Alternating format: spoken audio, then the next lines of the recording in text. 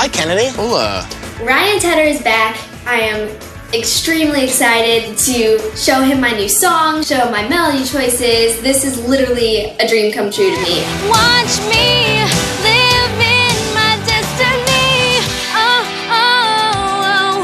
Live in my destiny. Oh, oh, oh. Live in my destiny. That's all I got. Awesome. All the melody was incredibly strong, I thought. The only thing that threw me was the pre-chorus leading up to the word sing. I couldn't figure out what it was referring to. Yeah. I got a little lost in that. Living my destiny, I think that this line is too obvious, and it's not saying it in a different way. I would challenge you to find a way to beat that tag. I can get a basic thought down in my head of, okay, this is what I want to say, but I can't find the right words to say it. So it's helpful when I can get someone to just kind of understand what's in my head. Say, here's how you can get to that place. You don't need to say, get to my destiny in order to get that point across. You've already kind of gotten that point across, and the rest of it, and they're so direct and so catchy that if you could really work on that tagline to make it something that's slightly more artistic, metaphorical, something you've never really heard before, like a cool way of saying it so that it becomes like the catchphrase for dreaming, because then it becomes something like someone's like, wow, I've never heard it said like that. That's so cool, but they know what you're talking about because you've set it up so direct. It would mean the world to me to get this recording contract because I'm at that point where I'm ready to release everything I'm doing. I'm ready for the world to hear what I have to say. I've been waiting for this all my life. Every day I wait. Every step I take gets me closer to you. Amen. Amen. I have to admit, I was a little bit shaky because I wanted him to think my music was good. I really did, because he's Ryan Tedder. I was raised in church, and that's where I first sang and did music. And I think there needs to be more artists who have that faith-based perspective who are in the mainstream world. He was, raised in church too, like me.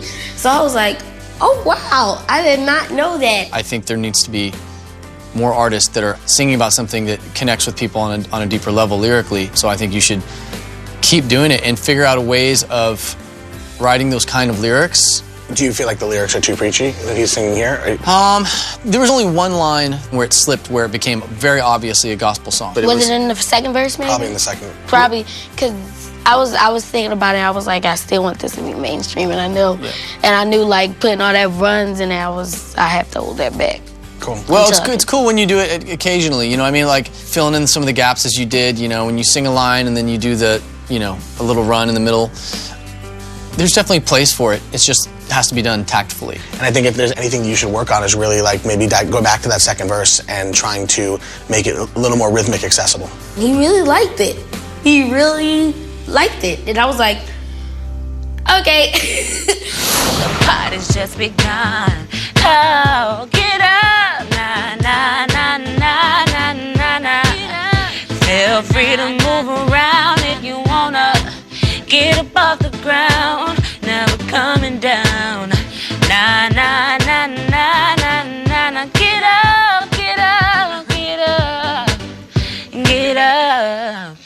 An up-tempo dance song is the hardest song in the world to write. It's way harder than ballads, way harder than mid-tempos, because they have to be cool. Yeah. The cool factor has to be 10. One wrong word throws that out the window. The melody was very strong the whole way through. The chorus, I thought, was actually really good. The only thing, my comment would be the lyrics on the verse. I think you could get more original. Like if you're gonna say, have music ever grooved you, I think there's a more interesting way to say that. Because Have you ever felt the room shake? Have you ever felt the room shake? Have you ever felt the walls coming down? Get more visual, get more edgy with that. I think the whole verses should need to get a lot edgier. They wanted me to set the song up where they could see the party and they could see everything that's happening in the room. So that advice is really gonna help me because it's a party song, so you have to be visual with a party song. Tonight we're gonna lose it. We're never gonna stop, we're losing all control.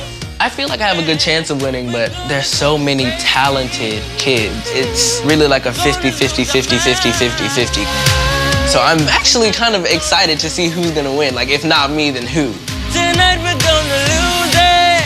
I hope he's impressed. I can't wait to see what he's gonna say. The lyrics were actually really cool. The bridge, and I thought it was gonna like kind of, you know, like if I was hearing the track, I would hear like maybe 4 or 8 bars of that kind of quietness. And then what I would want to hear is all of a sudden the filter of that chorus track. And